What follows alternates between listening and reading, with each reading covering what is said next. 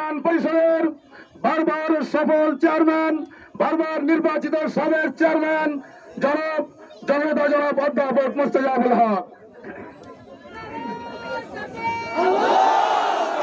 আসসালামু আলাইকুম।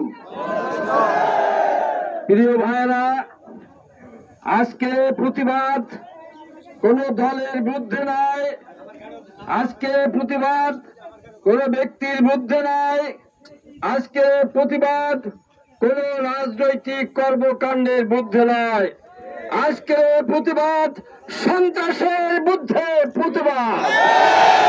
এই প্রতিবাদ শুধু আজকের জন্য নয়, জামাত ইসলামীর একজন কর্মী যতদিন পর্যন্ত এই দেশে বেঁচে থাকবে ততদিন পর্যন্ত সন্ত্রাসীদের বিরুদ্ধে আমরা আন্দোলন চালিয়ে যাব।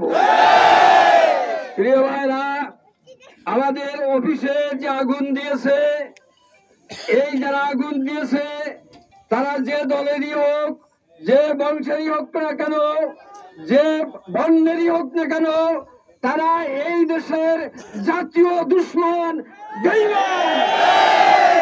নাই, তারা ইসলামের দুশ্মন, তারা মানবতার দুশ্মন, জনতার দুশ্মন। এদের বিরুদ্ধে আমাদের দলীয় কর্মীদেরকে নিয়ে, জনগণকে নিয়ে দুর্গ গড়ে তুলতে হবে। আপনারা বাড়ি বাড়ি গিয়ে তল্লাশি করবেন যে এই কর্মকাণ্ড কারা করেছে। কোন ইঙ্গিত পেলে প্রশাসনকে জানাবেন। প্রশাসনের দৃষ্টি আকর্ষণ করছি, আপনারা ফ্যাসিবাদের মতন আওয়ামী লীগের কর্মী হিসেবে দীর্ঘদিন যেমন দায়িত্ব পালন করেছিলেন, এখন সেই দায়িত্ব পালন করবেন না। প্রশাসনের ন্যায্য দায়িত্ব পালন করবেন, সঠিকভাবে অপরাধীকে বের করে যদি কোন জামাতের ব্যক্তিকেও আপনারা খুঁজে বের করেন, তার বিরুদ্ধে আমরা আন্দোলন করেছি। আমরা চাই প্রকৃত চাঁদাবাজ, প্রকৃত সন্ত্রাসী, অপরাধী তারা এদেশ থেকে বিদায় গ্রহণ করুক।